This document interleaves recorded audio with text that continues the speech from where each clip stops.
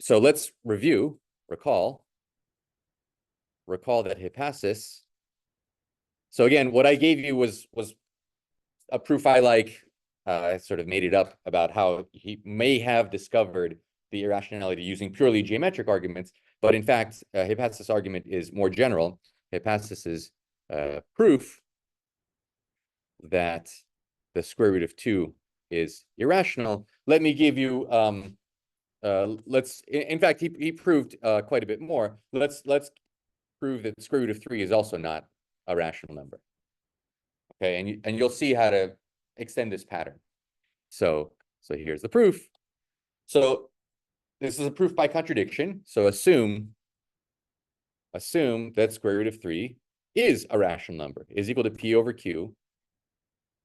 That's a p over q for some p and q in the natural numbers. Okay, this epsilon is an element of the naturals. Then what? Then, well, I can square both sides. That's exactly what it means, that a number is the square root. That's exactly what it means, that a number is the square root of something, is that its square is that thing. So if p over q is the square root of 3, that means p squared over q squared is 3. And that means if I multiply through by q squared just to get something with integers, p squared is equal to 3q squared. Now, if you know something about integers, so here's some facts about integers. We would want to be doing this in an axiomatic system, but let's just move on for now. Fact: integers have prime decompositions, and those prime decompositions are unique. So this is something you probably learned a long time ago. Let's do an example first. So 36. What's 36 divisible by? 6, okay, 6 times 6. 6 is divisible by 3 and 2, so is this one. 3 is divisible by nothing, I mean 1 in itself, but so nothing else, nothing other than every number is divisible by 1, every number is divisible by itself, so it's not divisible by anything else, it's a prime. So we've gotten down to the unique prime factorization, the unique decomposition of 36 as 2 copies of 2, 2 squared, and 2 copies of 3, 3 squared. Okay, so the fact, this was just an example, the fact is that every integer, every positive integer, can be decomposed as a product of primes, prime numbers, you can say primes, and uniquely so. In other words, if 36 is 2 squared times 3 squared, it's not also 5 times 7. There's only the primes that go into 36 are the ones. If you found one decomposition, there's no other decomposition into primes. Okay, so if you accept that fact, then let's see why we're going to find a contradiction, right? So we're assuming that square root of 3 is some ratio of whole numbers, p over q, and we're going to find a contradiction with that, which means that square root of 3 cannot actually be a rational number, cannot be a ratio of 2 whole numbers. So once we have that p squared is equal to 3 times q squared, that tells us that 3 divides p squared. So this symbol means divides. Divides meaning p squared is a multiple of 3, i.e. p squared is a multiple of 3. Of course, we know which multiple. It's 3 times q squared. P squared is 3 times q squared, so q squared is the multiple, but it doesn't matter. All that matters is that 3 divides p squared. Now, if 3 didn't divide p, then 3 also would not divide p squared. There's no way to get more primes into the prime decomposition if 3 does not divide p, then 3 also does not divide p squared. Because p squared is p times p. And whatever the prime factorization of a number is, when you square it, you just use all those same primes again. Does that make sense? But 3 does divide p squared. So, in fact, 3 divides p itself. Elitsa, I lost you. So my claim is that 3 dividing p squared, we argued that if the square of a number was even, then that number itself must be even. This has nothing to do with evenness or oddity, parity. It's a fact about primes. If 3 divides p squared, then 3 also divides p. P must be a multiple of 3 if p squared is a multiple of 3. Does that make sense? Sorry, just one second. Tell me. Brielle, thank you, Brielle. Why are we checking about 3? Why 3? Because the only thing we know about P and Q is this relationship. And the only thing we have to work with in this relationship is that P squared is 3 times Q squared. So 3 is, so P squared is a multiple of 3. 3 divides P squared. That's all we know so far. We've used that fact to say that actually 3 has to divide not just P squared, but P itself. So far, so good. So P is a multiple of 3. So that means that P is equal to 3 times some other integer k. That's what it means to be that 3 divides P, is that P is 3 times something for some k in the natural numbers. P is a multiple of 3. Now, there's a variety of ways of doing this kind of argument, but let's go back to the top for a second. If 3 is a rational number, then it's a ratio of 2 whole numbers. And moreover, we can, if both P and Q are divisible by 5, we can divide top and bottom by 5. We can assume that P and Q have no factors in common. Any fraction can be written as a reduced fraction. So let's assume that root 3 is already some fraction for some P and Q, and the GCD, the greatest common divisor of P and Q, is 1. Do we remember GCD's greatest common divisor? Like, what's the greatest common divisor of 36 and 24? What's the GCD of 36 and 24? Well, 12 divides both 36 and 24, and it's the largest common divisor, greatest common divisor. Okay, so assuming that if P and Q had a common divisor, I could divide out top and bottom by whatever that common divisor is, and I get another fraction which has the same value. Okay, so whatever root 3 is, if it's a fraction, then it can be expressed in lowest terms as a reduced fraction, which means that P and Q have no factor in common. Okay, then we realize that actually 3 is a factor of P. P is divisible by 3. So, well, that's exactly what this says. P is divisible by 3. So P is equal to 3 times K.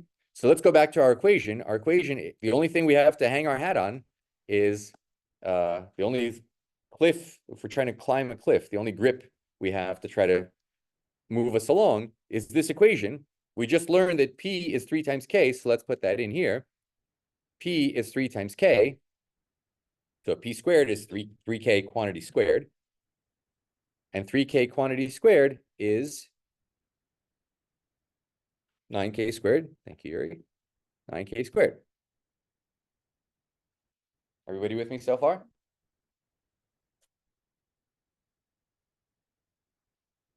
So the fact that P is divisible by 3 means that it's 3 times a whole number. Let's just call that number K. Does that make sense? Now you have almost everything you need to finish the proof. Take 30 seconds, talk to your neighbor, and see if you can figure out how the rest of the proof goes. What are we going to try to do out of this?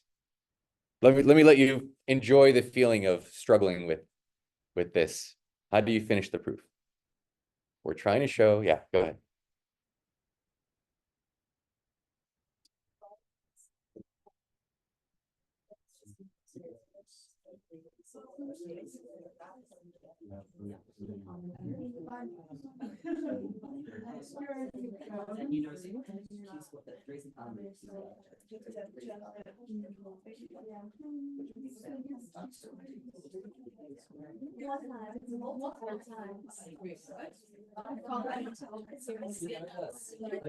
Tell me that again, Jemima.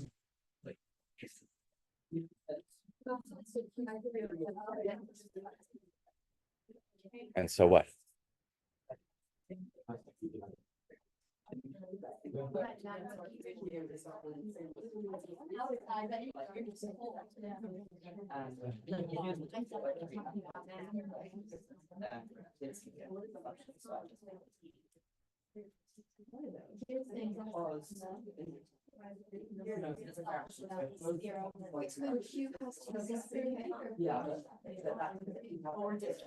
So Q squared is divisible by 3.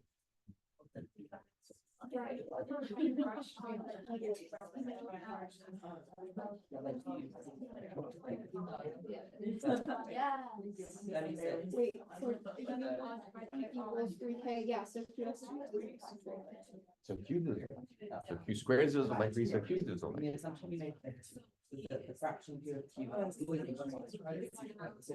Now both P and Q have a common factor.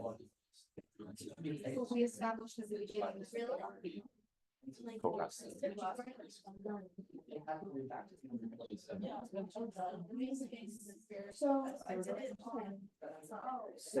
you have my theory that when they're both squared, so you can kind of get rid of them. It's not really like you know that much. So then we know that Q must be divisible by 3. Oh no, sometimes I have like same thing like 3 divides each other. You know what I mean? Okay, so Jemima's got it. No? But you got it. It's so good. Will you be brave enough to take us through your reasoning? We'll help you. Okay. So guys, let's listen to Jemima. Okay, so you divide both sides by 3. Divide both sides of this by 3. Q squared equals 3K squared. Yes. And then they're both squared, so you could say Q equals 3K, which means that Slow down. You said something else before. So Q squared must be a multiple of 3. right, sorry, yes. So by the same argument as we used for P, if 3 divides Q squared, then 3 also has to divide Q. Yep. And then, but that means that it has another common factor, but we established that P and Q have already been reduced as much as they can be. Yes, we assume that P and Q are co-prime, that their GCD is 1, but we just established that 3 divides both P and Q, so their greatest common divisor is at least 3. It doesn't make sense. His initial reasoning, but it couldn't be an integer because it was getting so small. Exactly. Exactly. That's the visual way of representing, but this would be Okay, so that's a contradiction. I like to write contradictions like this. So this means contradiction. We've this is like these are all the different possibilities, and we've ruled out them all. There's no way, it just doesn't work. Contradiction.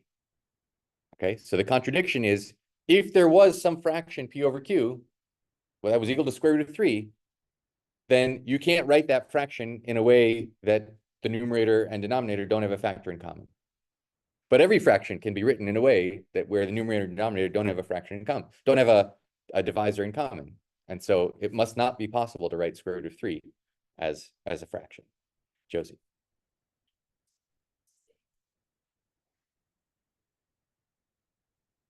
Sure. So let's go over the proof one more time from the beginning. By contradiction, we're going to assume that the square root of 3 is a fraction, p over q. We can write that fraction in lowest terms. So we assume that p and q have no factors in common. The greatest common divisor of p and q is 1. 1 is always a divisor. There's nothing else that both p and q have in common. Otherwise, we would be able to divide out the top and bottom and get an even more reduced fraction. Then we said, okay, well, what does it mean that square root of 3 is p over q? If we square both sides, that means that 3 is p squared over q squared. We're just squaring both sides of the equation. So far, so good? Well, let's multiply both sides by q squared. Now we have an identity of integers, which is that p squared is equal to 3q squared. We're not talking about rational numbers anymore. We're just talking about integers. Now, this is very powerful because integers have unique factorization. So if we think about the prime factorization of p squared, it's got to have a 3 in it. But the only way p squared has a prime factorization with a 3 in it is if p had a prime factorization with a 3 in it. So that was the argument down here that says we just learned that 3 is a divisor of p squared, and the only way that happens is if 3 is itself a divisor of p. Well, if 3 is a divisor of p, then p is 3 times something. Let's call that something k, times some whole number k. So far, so good. And if we put that 3k back in for p in the original equation, p squared is equal to 3q squared, that 3k quantity squared is 9k squared. And we get a new equation. We can divide both sides of this identity by 3. And we learn that q squared is also 3 times something. But that means 3 is in the prime factorization of q squared. Yes, I love that sound. I love that. That's why I do this, is for that sound. That 3 is in the prime factorization of q squared. 3 must also be in the prime factorization of q. So q and p have at least 3 as a divisor of a common divisor. So whatever their GCD is, it's got to be at least 3. It might be even bigger. Who knows? We said from the beginning, they can't have any factors in common. That's a contradiction. There's no way to make square root of 3 into a fraction. Now, this argument, I would say, is better than the first one I gave you because it's more general. It's not better in that it's more logically correct or something. They're both completely logically sound arguments. This argument, by the way, here's a fun exercise. Try to make the geometric argument work for square root of 3 if you'd like a challenge. Here's a challenge. Challenge. Find a geometric argument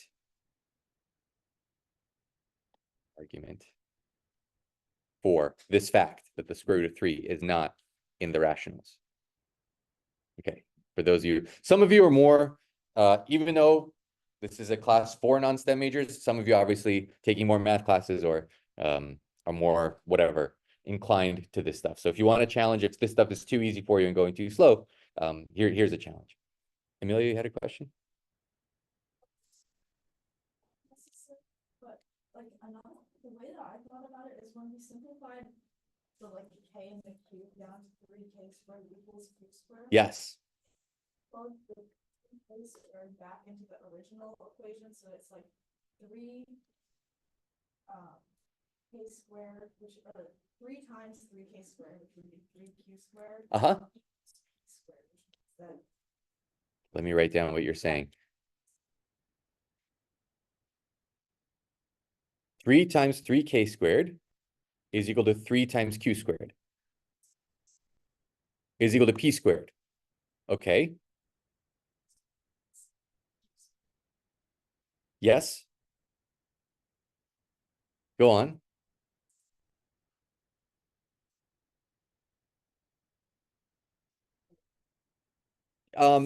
There's 100 ways to skin a cat, is that the saying? There's a variety of ways to finish it from there, but as long as what you're establishing is both p must be divisible by 3 and q must be divisible by 3, and that's a contradiction because we assumed that they had no factors in common. Okay. Well, if you're going around in circles, that's kind of what's happening here, is you try to reduce it. If we hadn't assumed from the beginning that they were reduced, in fact, from the very beginning, I forgot to add that assumption and realize it would be useful pedagogically to have it at the ready. Because what really happens if you don't know how this proof goes and you're trying to find, you're just scrambling up some way to find a proof. You say, okay, what have we learned about P? We learned that it's divisible by 3.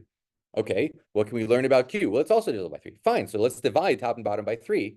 And now we have like K over L or something is our new version of square root of 3. And then there's an infinite cascade of always needing to divide out a factor of 3 whenever we get a numerator or denominator.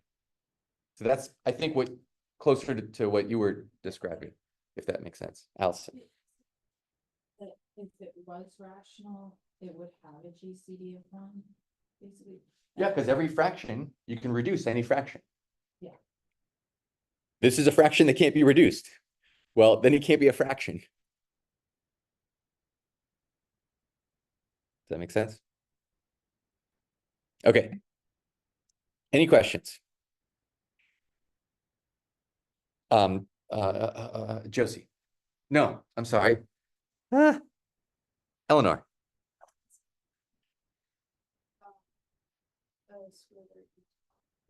When you're writing a fraction, because No, that's because we're recording this, so I have to be careful. Schools need to give you something to do. they just do it. I have square roots in the denominator all the time. Sorry. It's not about the GCD. It's about wanting, it's pedagogical malpractice, if you ask me. But there's no reason for it. There's a small amount of reason for it, but let's not, yeah. The amount of headache that it causes students is not worth the pedagogical takeaway, in my opinion. Okay. I'll have to remember how to edit that out. Okay, good. Other questions? We are now up to chapter 1 because we're going to talk about the first topic that I wanted to discuss on day 1 or 2 or whatever. So the topic that our first great theorem is about the quadrature. This is the first great theorem. And you will see, I hope, when we actually go through the great theorems, why I love that Dunham isolates these as the great theorems. This course is supposed to be about not the mundane. So far, we've been proving mundane theorems, let's be honest. They're nice, they're interesting, they're historically significant and so on, but they're mundane. This is a great theorem. It's something that's really knocks people's socks off when they truly understand the significance of what happened. So yes, Jemima. Gonna have this on the quiz, or is it just gonna be No. this for review? Nothing from today or Thursday can be on the quiz. We reviewed the quizzes from last Thursday and okay. So that means you can just relax and enjoy the theorem. Our first great theorem is about the quadrature. In fact, it's the quadrature of the lune. So let's talk about quadrature. Quadrature of the Hippocratic lune. So this is Hippocrates of Chios, not to be confused with Hippocrates of Kos, which is where you get the Hippocratic oath. So different, not that Hippocrates, not Hippocratic oath, different guy.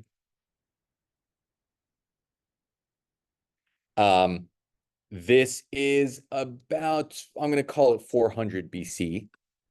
So a little bit later than the Pythagoreans, but still following that tradition. And he's going to prove a theorem about the quadrature of the lune. But let's talk about, first of all, what is quadrature? So definition of quadrature. Quadrature. Question?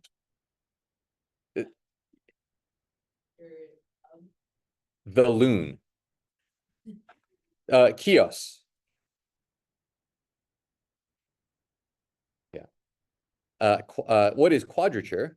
Quadrature is the ability to, have you heard someone say, oh, I can't square this idea. Like, what are you talking about? Square used to be it's an old-fashioned term for, apologies to the auditors, for like, I don't understand. Like, can you square why this and that are both true at the same time? Like, how could that be the case? So quadrature is to square something. To square something became colloquially to understand something, to square something, which colloquially is to understand it. So the tradition that this came from is actually dates at least to the Egyptians. I can't remember if we discussed that the Nile River would flood all the time, and it would move land masses around. And of course, there's death and taxes are the two certainties in life. So you need to learn how to tax things to understand, to properly tax something, to properly tax an area, you need to determine what that area is, need to determine, we would call it, how many square yards is this enclosure? To determine a weird area. And so here's some, what is this area? When you say square yards, what you mean is if I have 50 yards by 50 yards, well, that's not 50 square yards, that's 2,500 square yards. So this is 2,500 square yards, right? So when you say you've squared something, it means you've constructed a square with the same area. That's what quadrature is. It's to construct a square with the same area.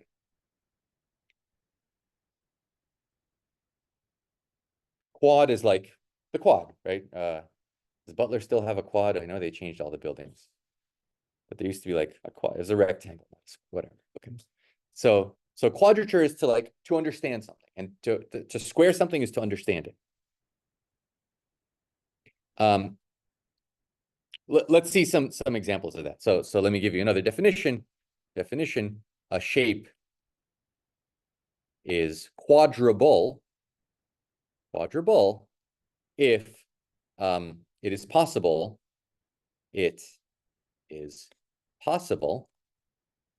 to construct a square of the same area. Bless you. Now there's one word here that's doing a lot of work.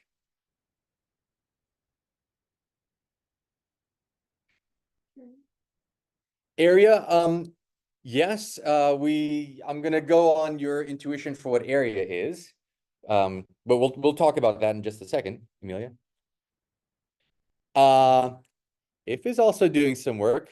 There's one word that we really haven't probed very much at all. Square is, yes. Elitsa, construct. What does it mean to construct something? Okay, so this goes back to the ancient tradition of what is it when you determine the length of things? What's that called? Why is this word escaping me? Measure, yeah, but there's a technical term for this. Surveying. So what tools do surveyors have? Tools of surveyors.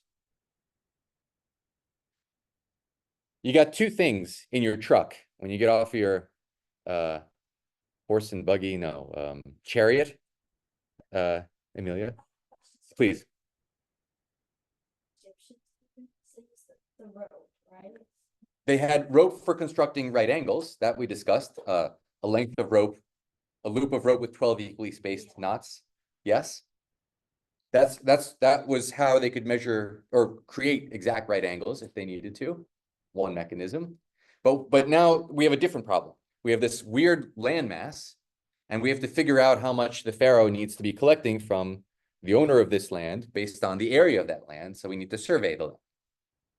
And what do we have access? What tools are on our chariot truck other than the 12 loops of rope? Jillian? Straightedge and compass is like Plato's epitomization of these real world tools. They straightedge and compass, yes, but now we need a very large, I'm going towards straightedge and compass. That's what construct means. But what the surveyors had is they had they could plant a stick in the ground. So they had what's that called? A stake. Yes, they had stakes. Thank you. Vocabulary, you'll help me. So they had stakes that they could plant in the ground, to plant into the ground, in the ground. And what could they do with those stakes?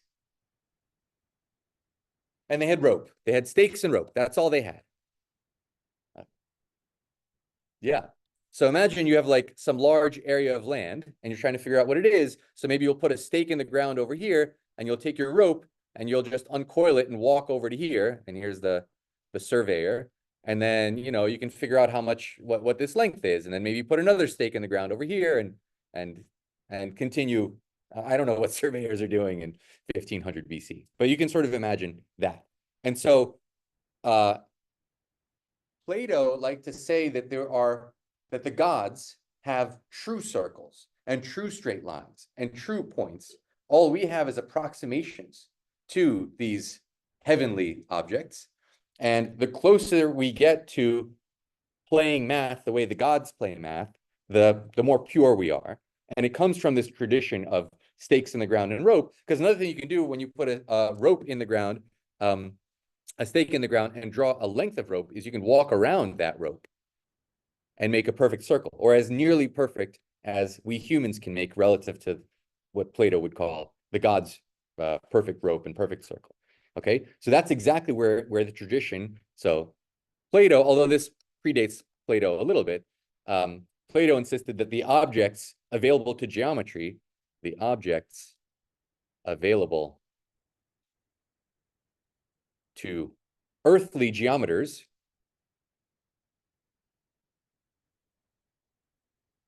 that best approximate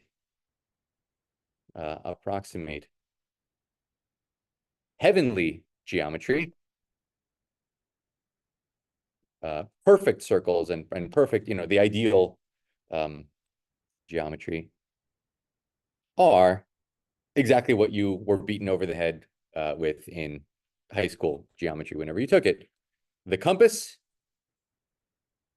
allows you to put a stake in the ground and walk a given length. Once you've walked out that length, you can walk around, keeping that rope taut, with the stake not falling out of the ground.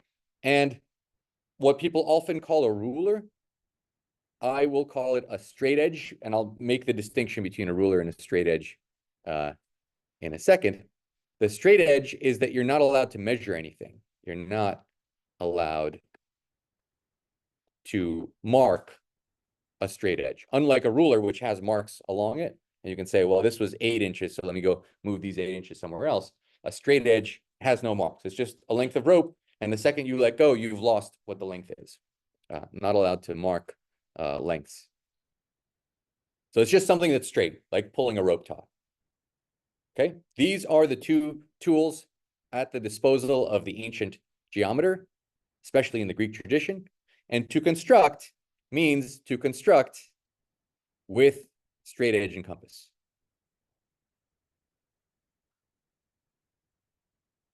This is like the greatest ancient game of solitaire. Is you have something that you're trying to construct and you want to do it with straight edge and compass. Okay, I think we can prove one theorem before time runs out. So let's prove this theorem. The theorem is the rectangle. We don't have to talk about the quadrature of a square. A square is already a square, and so we don't need to construct another square with the same area. The next most simple shape is a rectangle, and the theorem is the rectangle is quadruple. Okay, so imagine what that means. Let's think about this proof. I have a rectangle. Okay, let's say its side lengths are A and B or something. Let me call these points, the corners A, B, C, D. So we're given a rectangle A, B, C, D. And what's its area? A times B. So what do we need? We need to construct a square that's going to have the same area. So what will its side length be? Laurie. Root AB. Okay, just notice what our task is. To construct a square with side length root AB. I would give you 30 seconds to think about how to do it, but unfortunately it's something that it took humanity 1,000 years to realize how to do this, or maybe not 1,000, but some significant amount of time. So let me, especially in the interest of the 10 minutes we have left, try to talk you through the construction. Okay? So as usual, you don't want to see my drawings. So let's try to do it precisely as well. So first I'm going to get a rectangle. This is GeoGebra. Has anyone, I put a link to this in the course website. Hopefully you get a chance to play with it. So I'm going to make a point A. I'll make a point B. I'll draw the line between them. Let's just make it a line segment. Great. Let's get a perpendicular at both. Whoops. No. Let's get a perpendicular at A and at B. Then I'll draw another point somewhere over here. And that's my point. Actually, that should have been D. No, undo doesn't work. Okay, I got to do that. Let me put it here so that the labeling is the same as the labeling that we're getting. And here's a perpendicular right about there. And that's a point D. And now we've constructed, at least I've constructed a rectangle ABCD. Can you guys see that?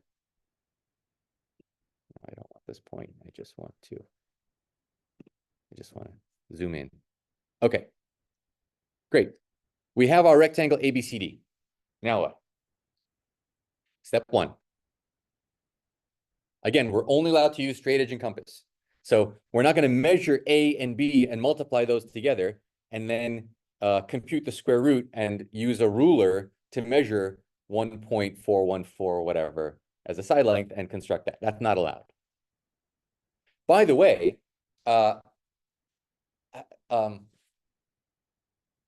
here's a funny thing about area, and I forget if it was Jemima or someone asked about, what do we actually know about area?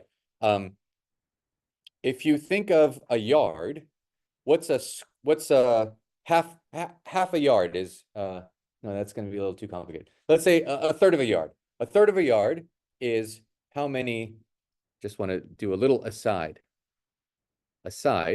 Notice that a third of a yard squared, a third of a yard square, so a square on a third of a yard, a third by a third, is yes, it is 1 square foot. It's 1 square foot. How much of it is what is it in square yards? 1/9. 1/9 of a square yard, right? Because if this was really a yard, then a third of a yard by a third of a yard, well, here would be 2/3, and there would be another 2/3, and this is only 1/9 of a full yard squared. On the other hand, a foot is how many inches? 12 inches. 12 inches squared. So 12 inches squared is 144 square inches. Okay, so notice that squaring, and hence square rooting, is something very subtle if you're trying to do it with rulers and measurement. It really depends on the units. Okay, and the beauty about this construction and these kinds of constructions in general is they don't depend on units at all. It's just purely geometric. However you measure, the thing that we're going to construct will be a square with the same area as the rectangle on A cross B. Okay, step one. I just wanted to make that little point. Step one, let's draw a circle. Draw a circle with center B and radius BC. Okay, so this means a circle with center B and radius BC. I'm just going to draw a little bit of it over here in my diagram, and I'll draw a better version here. So I'm going to draw a circle centered at B. I'll put a stake in the ground at B. I walk over to the point C, and then I walk all around holding that rope taut. So far, so good. Step 2, extend AB to intersect that circle, and let's call that new point, I guess, E. So I'm going to extend AB, and I'll call the point of intersection E. Now, why am I allowed to extend? Well, if I have two stakes in the ground, imagine a stake in the ground at A and a stake in the ground at B, I can tie a rope to the stake at A, I can walk far away, and I can adjust the rope until it perfectly lines up with the stake at B. And now I can extend that rope. So if I have a fixed length, I can always extend that fixed length. Does that make sense? And in the same way, I can draw a whole line instead of just a line segment from A to B. That's extending it. And then I get a new point over here that I'm calling E. Whoops, I missed E. There we go. Okay, everybody see that? All right, we have a point E. What is the length AE, by the way? Note. Yes? AE is little a. So the point is that this radius, the radius of the circle was little b. So this length is also little b. So the distance from A to E is little a plus little b. A plus b. That's that long length. So far, so good. Everybody see that? Step 3.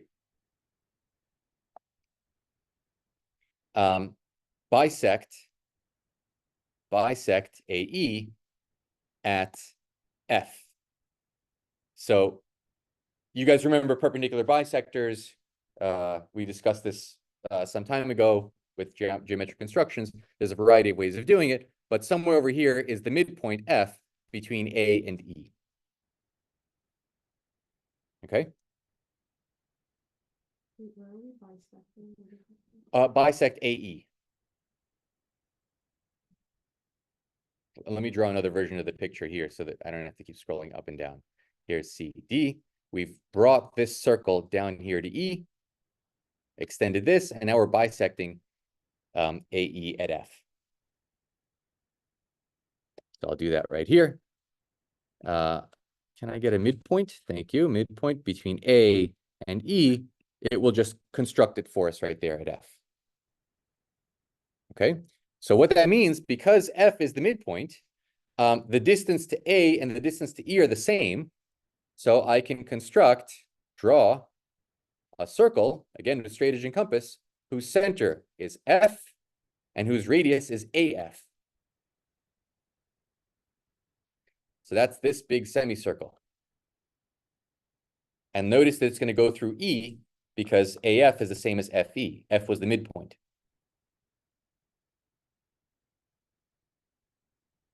Yeah, let me do it here. So I'll draw a circle centered at F going out to A.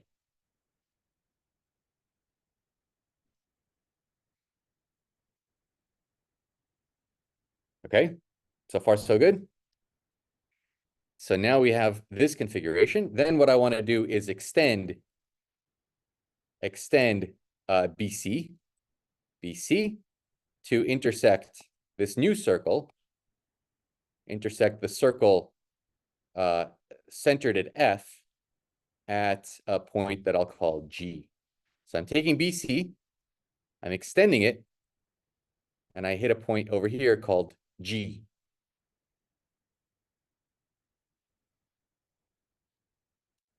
You see why this isn't something that you would probably be able to find in 30 seconds of messing around, but maybe in 100 years or a couple of hours, maybe, depending on how much experience you have this stuff. So here's that circle. I've extended BC. BC was already extended. I didn't have to do anything. And there's a point where they intersect right there called G. Okay, now we're done. Now we're done. Look at AF. How long is AF? AE was little a plus little b. AF is half of that. So this is little a plus b over 2. look at FB or BF. Notice that we created this right triangle here, BFG. Ha, we're all Dahl fans.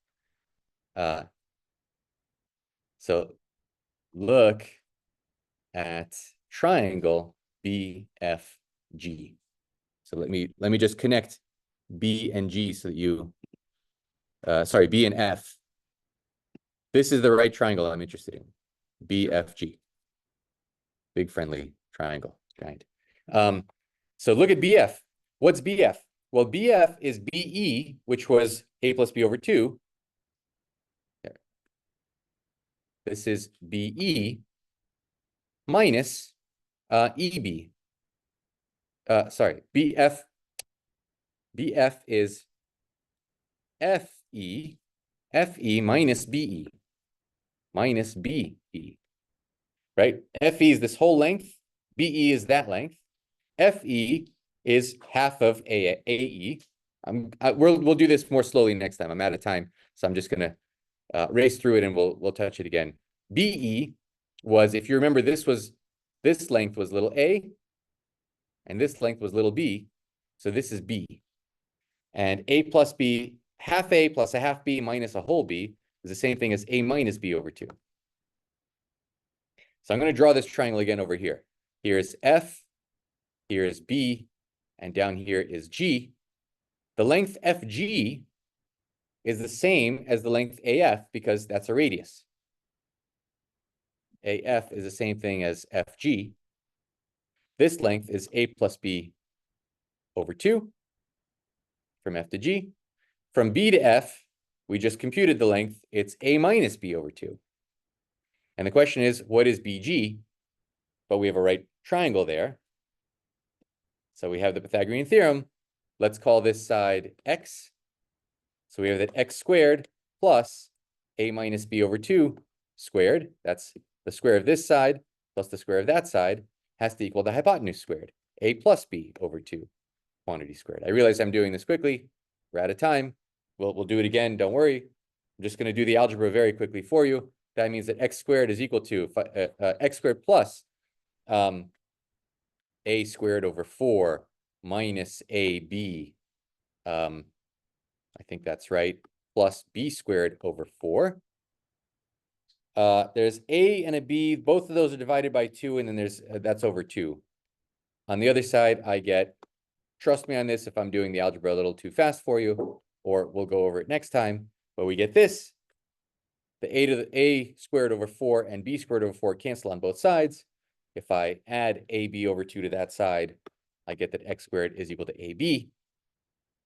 And so x is actually square root of ab, is the square root of ab. So this length that we constructed, this bg, is the square root of ab. And if we draw a square on that length, we'll get something with the same area as the rectangle. Okay, we're going to do that again more slowly on Thursday.